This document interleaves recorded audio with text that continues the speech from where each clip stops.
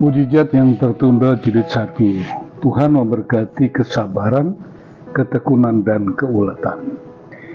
Yohanes 5 ayat 2-4. Di Yerusalem dekat pintu gerbang domba ada sebuah kolam yang dalam bahasa Ibrani disebut Bethesda.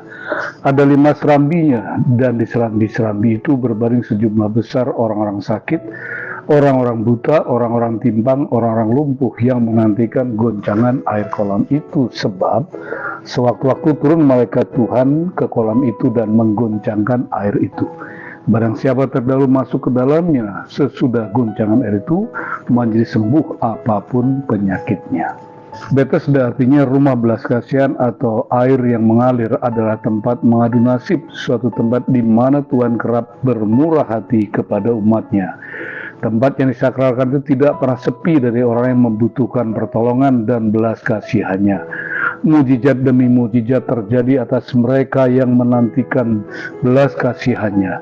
Namun ternyata ada orang setia menanti tanpa kepastian, nasib malangnya tidak pernah berubah seperti harapannya. Masihkah tempat si lumpuh malang ini layak disebut sebagai rumah belas kasihan? 3 pokok renungan. Tuhan tidak pernah menunda mujizatnya. Yohanes 5 ayat yang kelima mengatakan di situ ada seorang yang sudah 38 tahun lamanya sakit. Orang malang ini sudah 38 tahun menanti mujizat ilahi atas dirinya. Agar impiannya menjadi kenyataan, dia butuh kesabaran, ketekunan, dan keuletan. Oleh karena itu ia sabar dalam penantian, sebab pada saatnya mimpi atau mujizat yang tertunda itu pasti akan menjadi kenyataan.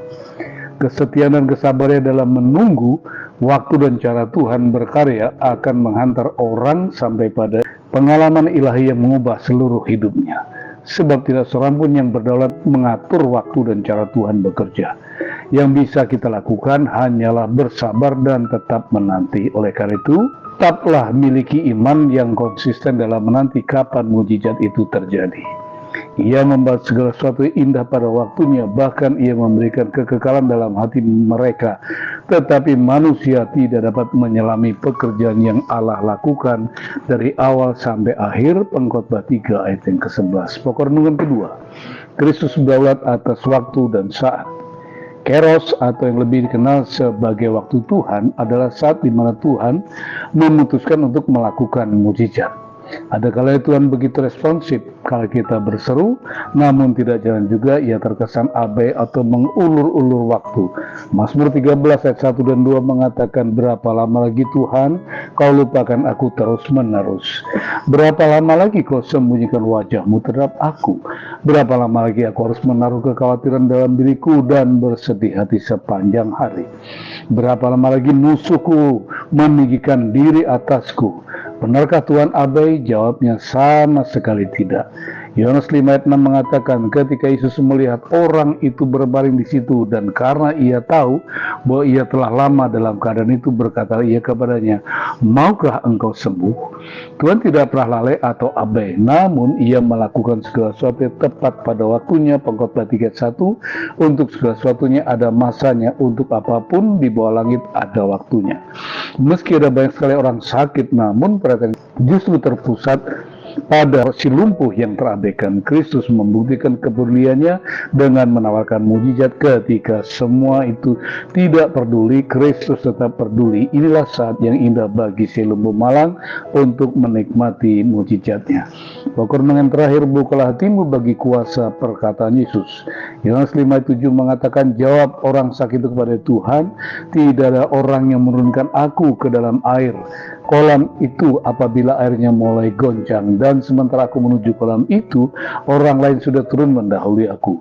Keputusasaan adalah racun maut yang membinasakan karena membutakan mata hati terhadap kebenaran. Yohanes 14 ayat 6 mengatakan, kata Yesus kepada akulah jalan, kebenaran, dan hidup, tidak seorang pun datang kepada Bapa kalau tidak melalui aku.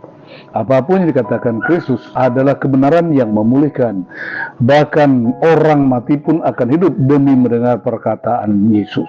Yohanes 5:20 mengatakan, aku berkata kepadamu, sesungguhnya saatnya akan tiba dan sudah tiba bahwa orang-orang mati akan mendengar suara Anak Allah, dan mereka yang mendengarnya akan hidup.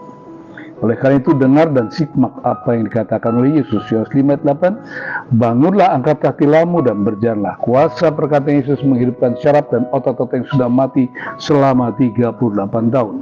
Yohanes 5 ayat 9 mengatakan, dan pada saat itu juga sembuhlah orang itu, lalu ia mengangkat tilamnya dan berjalan. Tetapi hari itu adalah Sabat. Bagi Tuhan tidak ada kata terlambat untuk menolong orang. Oleh karena itu tetaplah percaya. Saya tutup dengan 3 closing statement. Yang pertama, meski terkesan tanpa kepastian, namun jangan pernah biarkan pengharapan Anda kepada Kristus pupus, sebab Tuhan tidak akan pernah mengecewakan. Roma 5 ayat 5, dan pengharapan tidak akan mengecewakan karena kasih Allah telah dicurahkan dalam hati kita oleh Roh Kudus yang telah dikaruniakan kepada kita. Yang kedua, kesabaran dan menantikan datangnya pertolongan Tuhan akan membuahkan mujizat. Yesaya 42 ayat 3 mengatakan, buluh yang patah terkulai tidak akan diputuskannya, sumbu yang pudarnya tidak akan dipadamkannya, tetapi dengan setia akan menyatakan hukum. Jadi sabarlah dalam menantikan pertolongan Tuhan. Yang terakhir, closing statement saya, ketahuilah bahwa dalam keadaan apapun Tuhan senantiasa ada untuk setiap masalah kita. Roma 8:20, kita tahu sekarang bahwa Allah turut bekerja dalam segala sesuatu untuk mendatangkan kebaikan bagi mereka yang mengasihi Dia, yaitu bagi mereka yang terpanggil sesuai dengan rencana Allah. Tuhan Yesus memberkati.